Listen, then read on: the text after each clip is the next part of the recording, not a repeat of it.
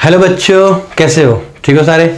So welcome to my channel science guru और मैं हूं आपका अपना शिवम शर्मा। सो बच्चों, आज मैं लेके आया हूं पार्ट नंबर 6 ग्रेविटेशनल चैप्टर का, और जिसके अंदर हम बात करने वाले हैं ग्रेविटेशनल फील्ड के बारे में। देखो, ग्रेविटेशनल फील्ड अलग कंसेप्ट है और ग्रेविटेशनल फील्ड इंटेंसिटी अलग कंसेप्ट है। जैसे अगर हम बात करते हैं ग्रेविटेशनल फील्ड, वो स्पेस है एक, या ऐसे मतलब वो स्पेस है, और इंटेंसिटी क्या होगी? उस स्पेस को जो मॉडिफाई किया है उसकी इंटेंसिटी कितनी होगी। नहीं समझ आया? दूसरी भाषा में समझते हैं। देखो, हमारे यूनिवर्स में जितने भी ऑब्जेक्ट हैं वो एक दूसरे को अट्रैक्ट करते हैं विद अ ग्रेविटेशन फोर्स, और वो ग्रेविटेशन फोर्स हमें न्यूटन ने दिया था। ये universal gravitation force, universal gravitational force जो लगती है हर एक मास में लगती है, चाहे दुनिया में कोई भी दो मासेस हो, वो दोनों एक दूसरे को अट्रैक्ट करते हैं। लॉन्ग रेंज फोर्स है, बहुत दूर डिस्टेंस पे लगती है, और बहुत वीक फोर्स होती है नेचर में। तो ग्रेविटेशनल फील्ड के बारे में बात करेंगे। देखो, ग्रेविटेशनल फील्ड आया कहां से है वर्ड? अगर मान लेते हैं कि ये ऑब्जेक्ट है, ये रहा एक ऑब्जेक्ट जिसका मास है कैपिटल एम। ये कैपिटल एम अपने आसपास के स्पेस को मॉडिफाई करेगा। क्लियर है? मॉडिफाई करेगा, और इस स्पेस में अगर कोई एक दूसरा ऑब्जेक्ट आएगा उसे वो अट्रैक्ट करेगा विद ग्रेविटेशन फोर्स। तो स्पेस को मॉडिफाई कर देता है कोई भी एक ऑब्जेक्ट, और उसे हम बोलते हैं ग्रेविटेशनल फील्ड। या दूसरी भाषा में समझते हैं कि एक ऐसा स्पेस ऑब्जेक्ट के पास में जिस स्पेस में अगर कोई दूसरा ऑब्जेक्ट आएगा तो वो अट्रैक्ट होगा by a force of gravitation, तो उसे बोलते हैं ग्रेविटेशनल फील्ड।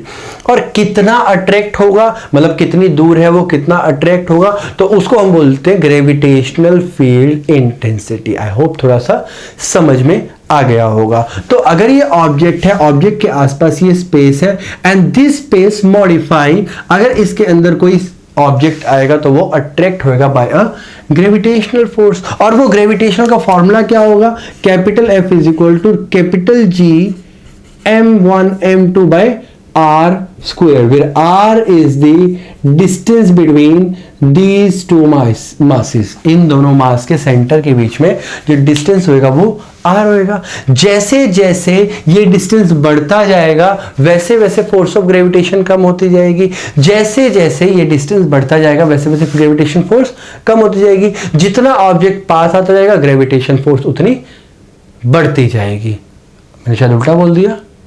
नहीं, अगेन दोबारा बोलता हूं।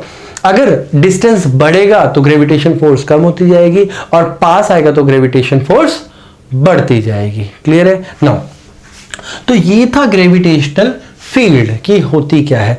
अब देखेंगे ग्रेविटेशनल फील्ड इंटेंसिटी क्या होती है। तो अब इंटेंसिटी क्या बोला बेटा? इंटेंसिटी बताता है हमें मैग्नीट्यूड के बारे में, कितना। इंटेंसिटी जब भी वर्ड आता है दिमाग में आता है कितना, कितना। तो ग्रेविटेशन फील्ड इंटेंसिटी निकालने के लिए हमने क्या किया? एक मास लिया, सेम वैसे ही जैसे मैंने वहां पे लिया एम, वैसे एक छोटा सा मास मैंने पॉइंट पी पे रखा, एंड इन दोनों के सेंटर के बीच में जो डिस्टेंस रखा है वो स्मॉल आर रखा है। ये इसको अट्रैक्ट करेगा अगर ये मास इसकी ग्रेविटेशन फील्ड में आएगा। मान लेते हैं ये जो स्पेस है सारा का सारा, ये सारा मॉडिफाइड कर रखा है इस कैपिटल एम ने, मतलब ये सारी इसकी ग्रेविटेशनल फील्ड है, और इस ग्रेविटेशनल फील्ड में मैंने एक मास रखा स्मॉल एम, ये इसे अट्रैक्ट करेगा। नाउ ग्रेविटेशनल फील्ड इंटेंसिटी क्या कहती है? Gravitational field intensity is defined as the force per unit mass. ये यूनिट मास यहां पर आया है, इससे अट्रैक्ट कर रहा है, लेकिन ये यूनिट मास इसकी ग्रेविटेशन में डिस्टरबेंस नहीं करेगा। पता कैसे लगा? देखो, सो ये इसको अट्रैक्ट कर रहा है। Now gravitational field intensity, gravitational field intensity is equal to force per unit mass. Unit mass लिया है मैंने क्योंकि देखो यूनिट मास क्या होता है, यूनिट मास बहुत छोटा मास होता है, एक बिल्कुल छोटा मास जो कि सिर्फ डिटेक्ट करने के लिए यूज होता है अट्रैक्शन के लिए, कि हाँ अट्रैक्ट हो रहा है कि नहीं हो रहा है, ग्रेविटेशन फील्ड में है कि नहीं है। तो ग्रेविटेशनल फील्ड को हम E से रिप्रेजेंट करते हैं एंड फोर्स को F अपॉन m, ये हमारे पास आ जाता है। अगर मैं SI यूनिट की बात करता हूं तो SI unit of gravitational field intensity is, force की न्यूटन होती है, इसकी केजी आएगी तो न्यूटन पर केजी।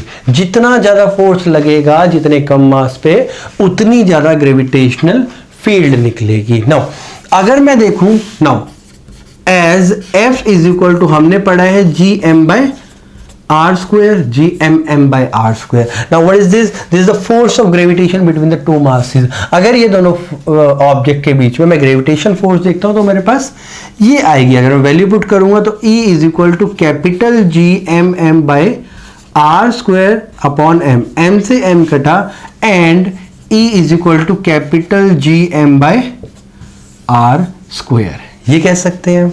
क्लियर? अगर मैं ये अर्थ की रिस्पेक्ट में लेके जाऊं, मान लेते हैं एक अर्थ है, ये अर्थ है और ये ऑब्जेक्ट रखा हुआ है, तो अगर अर्थ की ग्रेविटेशन के बारे में बात करूं तो ये ऑब्जेक्ट नीचे की तरफ गिरेगा विद एक्सेलरेशन a, यही होता है। नाउ अगर ये इधर की तरफ आएगा विद एक्सेलरेशन a, नीचे की तरफ आएगा तो F is equal to M A and a is equal to F by m। Clear है? नाउ अगर मैं यहां पे देखूं, देखो equation number 1 and equation number 2। Now equation number 1 देखो, इक्वेशन ऑफ नंबर 2 देखो, so we can say that gravitation field intensity is equal to acceleration due to gravity. तो ग्रेविटी जो खींचेगी उसकी तरह होता है। अगर तुम ये ना देखना चाहो तो ये भी देख सकते हो कि एक्सेलरेशन ड्यू टू ग्रेविटी जो अर्थ की वजह से होती है वो होता है GM बाय R स्क्वायर, यही होती है। ना यहां से भी देख सकते हो कि E की वैल्यू G के इक्वल है। Now this acceleration due to gravity is called G। Clear है? तो एक्सेलरेशन ड्यू टू ग्रेविटी कुछ नहीं होता, बेसिकली सिर्फ और सिर्फ क्या है, एक ग्रेविटेशनल फील्ड इंटेंसिटी, जितनी इंटेंसिटी होगी उतनी ज्यादा उस पर एक्सेलरेशन लगेगी। तो ये मैथमेटिकली इक्वल होते हैं। वैसे तो ज़्यादा खास कंसेप्ट नहीं है, ये मेन कंसेप्ट यहीं से आता है हमारा कि एक्सेलरेशन ड्यू टू ग्रेविटी क्या है। ग्रेविटेशनल फील्ड इंटेंसिटी के बारे में बहुत कम पूछा जाता है, बट स्टिल हम क्वेश्चन ट्राई करते हैं, एक दो मीठे मीठे क्वेश्चन करेंगे और फिर वीडियो का एंड कर देंगे। एक क्वेश्चन लेते हैं, मान लेते हैं एक ऑब्जेक्ट है और ये एक छोटा सा ऑब्जेक्ट है, ये कैपिटल M, इसकी ग्रेविटेशन फील्ड है और इसके ऊपर जो फोर्स लग रही है वो 100 न्यूटन है, 100 न्यूटन, और इसका जो मास है वो 10 kg है। क्लियर है? ये अब बताओ कि ग्रेविटेशनल फील्ड क्या होगी, मतलब इंटेंसिटी ऑफ ग्रेविटेशनल फील्ड क्या होगी। So E is equal to, हमें पता है F is upon M and E is equal to F दे रखा है हमें 100 अपॉन 10, तो कटा और E की वैल्यू आ गई हमारे पास 10 न्यूटन पर केजी। ये मैंने छोटा सा क्वेश्चन जान के लिया था। एक थोड़ा सा कॉम्प्लिकेटेड क्वेश्चन सा लेते हैं और देखते हैं कि उसमें क्या होता है।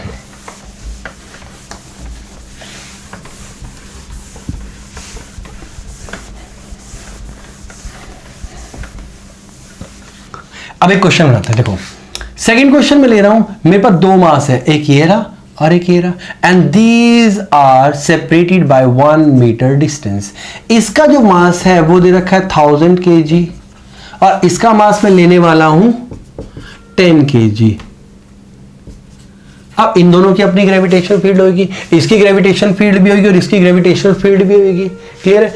अब मैं क्या कर रहा हूं, एक छोटा सा पॉइंट ले लिया यहां पर, जहां पर मैंने यूनिट पॉजिटिव मास रखा। इसको मैं M1 ले लेता हूं और इसको मैं M2 ले लेता हूं। एक काम करता हूं, ये ठीक है। यहां पे मैंने एक यूनिट मास रखा और एक ऐसा पॉइंट निकालूंगा जहां पर ग्रेविटेशनल फील्ड इंटेंसिटी 0 होगी।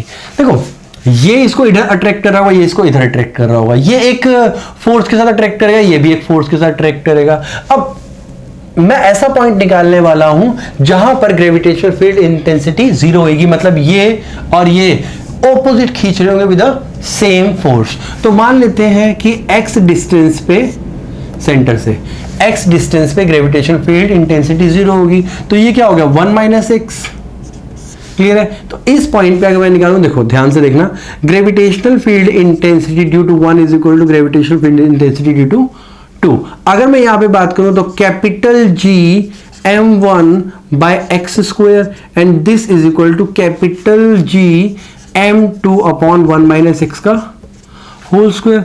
कैपिटल G से कैपिटल G गया, यहां पर आ गया मेरे पास 10⁻³ यानी 1000 kg। चलो तो यहां पे आ गया मेरे पास 1000 kg इज इक्वल टू, यहां आ गया मेरे पास 10 kg अपॉन kg हटा देते हैं, बाद में लिख देंगे, x square upon 1 minus X का होल स्क्वायर। ये आ गया।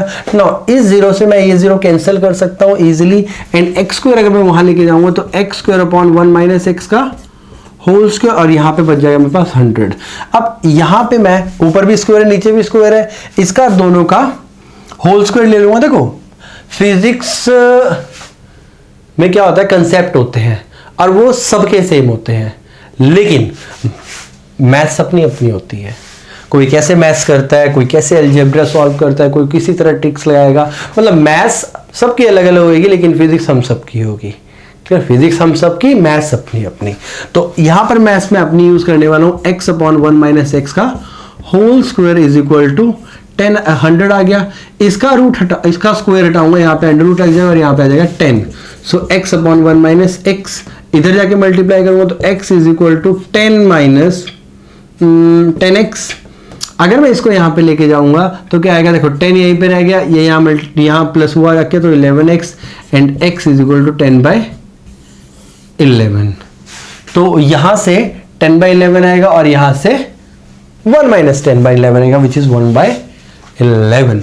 तो बड़े मास से 10/11 पे जो ग्रेविटेशनल फील्ड है वो जीरो होगी, gravitational field intensity basically zero होगी। मतलब उस पॉइंट पे अगर मैं मास रखूंगा ना तो इधर जाएगा ना वो इधर जाएगा। क्यों? क्योंकि सेम फोर्स से वो इधर खींचेगा और ये इधर खींचेगा। तो ये था हमारे पास सेकंड क्वेश्चन। 2 क्वेश्चन करे हमने। तीसरा क्वेश्चन एक और देख सकते हैं, ठीक है, अगर मन में है तो देख सकते हैं। एक क्वेश्चन और बनाते हैं। चलो तो देखो मैंने यहाँ पे एक क्वेश्चन लिया है। इस क्वेश्चन में क्या है, हमें 2 मास दे रखे हैं, ये दोनों रखे हैं, and these are separated by 0.25 metre apart. ये 800 kg है, 600 kg, और यहाँ ये दोनों 0.25 मीटर अपार्ट पड़े हुए हैं। हमें निकालना है कि यहां पर ग्रेविटेशनल फील्ड इंटेंसिटी क्या होगी, ये देखनी है। तो देखो अगर हम बात करें इसकी वजह से इस पे एक ग्रेविटेशनल फील्ड लगेगी जो कि इसको इधर अट्रैक्ट करेगी, तो मैं यहाँ पे E1 ले लेता हूँ या EA ले लेता हूँ, और ये इसको अट्रैक्ट करेगी तो EB हो गया। क्लियर है? अब देखो ये 0.2 है, 0.15 है, 0.25 है। अगर ध्यान से देखो तो ये एंगल तुम्हें 90 डिग्री दिखेगा।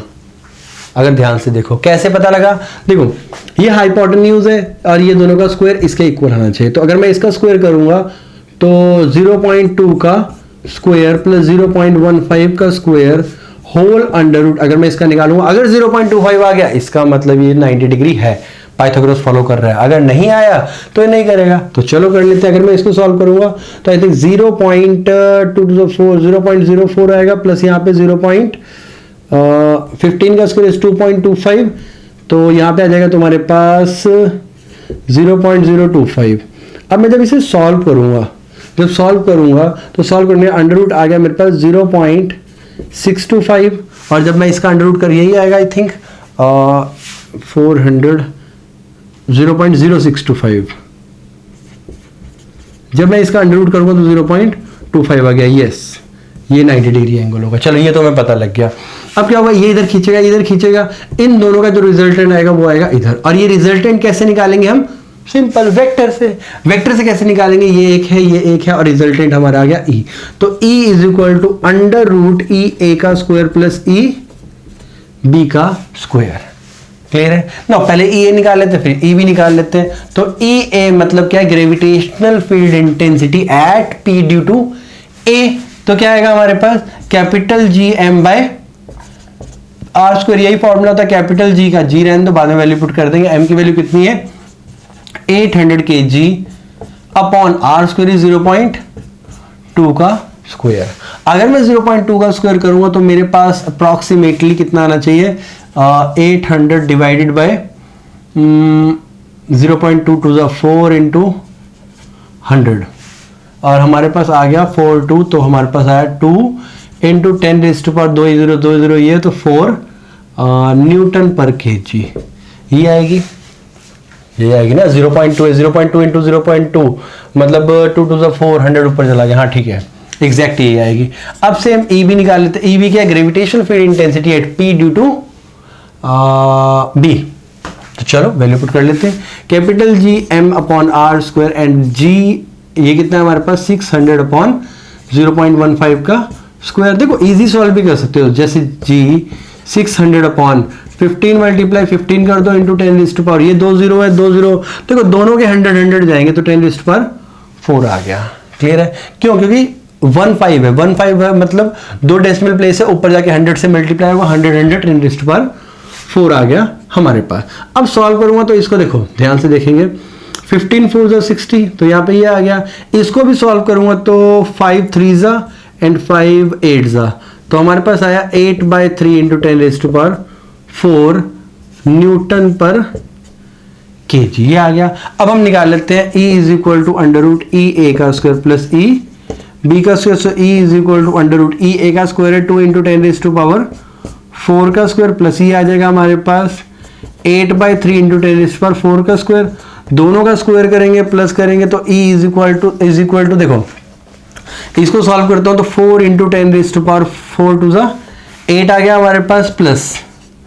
तो ग्रेविटेशन चैप्टर में कैलकुलेशंस बड़ी होती है नो डाउट। रीजन ये है क्योंकि डिस्टेंस बहुत बड़े बड़े होते हैं और डिस्टेंस बड़े होने की वजह से थोड़ी बहुत तो कॉम्प्लिकेट होगी। अब यहाँ पे लेंगे तो 8 8 64 डिवाइड बाय 3 3 9 इंटू 10⁻⁸ 8 ही आ गया। 10⁻8 कॉमन आ गया। जब मेरा 10⁻8 कॉमन आएगा तो बाहर लेके आऊंगा तो 10⁻4 रह जाएगा। सो E इज इक्वल टू देखो ध्यान से 10⁻4 रह गया, अंडर रूट से बाहर निकाल लिया और मैं 2 को भी बाहर निकाल सकता हूँ।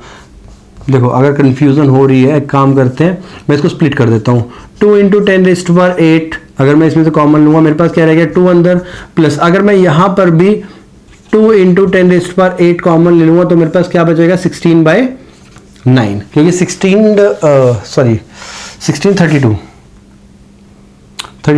2 64 हाँ 32 ये बचेगा हमारे पास। और जब मैं इसमें से 2 इंटू 10⁻8 वैसे 4 कॉमन आ जाएगा, जरूरत नहीं है इसकी, इसको भी छोड़ दो, यहाँ 4 कॉमन आ जाएगा डायरेक्ट, तभी बाहर 2 आएगा ना। तो जब मैं यहाँ पे 4 लेके आऊंगा तो 16 4 हाँ बेटर रहेगा, ये ठीक रहेगा। सो 16 4 मैं क्या करूंगा 4 इंटू 10⁻8 कॉमन ले लूंगा तो 4 का 2 इंटू 10⁻4 ही बाहर आएगा। क्यों? क्योंकि अंडर रूट था, अंदर अंडर रूट में था, अंडर रूट से बाहर आएगा तो ये रह गया, अंदर रह गया 1 प्लस 16/9। सॉल्व करूंगा तो 2 इंटू 10⁻4 मल्टीप्लाई 9 और ये 25/9 आ गया होल अंडर रूट। ध्यान से देखो आया कि नहीं आया, कैसे 9 यहाँ पे आया, 9 नीचे चला गया और 9 प्लस 16 इज 25। जब मैं सॉल्व करूंगा तो 2 इंटू 10⁻4 मल्टीप्लाई, वैसे तो मैं यहाँ पे भी सॉल्व कर सकता था, तो इसको करूंगा तो 5/3 आ जाएगा। कटाने के बाद हमारे पास जो बचेगा 5 2 10 आ गया तो 10 इंटू 10⁻4 डिवाइड बाई 3 तो हमारे पास आएगा 3.3 इंटू 10⁻4 न्यूटन पर केजी। ये हमारे पास नेट रिजल्टेंट इंटेंसिटी होगी जो कि इस तरफ होगी, मतलब ये ऑब्जेक्ट भी इधर की तरफ खींचेगा, ये ऑब्जेक्ट इधर की तरफ खींचेगा, जिसकी वजह से हमें नेट इंटेंसिटी यहां मिलेगी। क्लियर है? तो ये थे 3 क्वेश्चन जो मैंने ग्रेविटेशनल फील्ड इंटेंसिटी के ऊपर करवाए हैं। नेक्स्ट वीडियो में मैं लेके आने वाला हूं ग्रेविटेशनल पोटेंशियल के बारे में और उसके बाद फिर हम स्केप वेलोसिटी पे चलेंगे, उसके बाद फिर हम ऑर्बिटल वेलोसिटी पे चलेंगे, केपलर्स लॉ है, वेटलेसनेस है, जियो स्टेशनरी सैटेलाइट्स है और भी बहुत कुछ है। तो इसको भी हम लेके जाएंगे। पार्ट 6 से पार्ट 12 तक जाने वाले हैं ये भी कम से कम। तो वीडियो को यहीं पे एंड करते हैं, फिर मिलते हैं अगली वीडियो में। तब तक के लिए ध्यान रखिए और पढ़ते रहिए।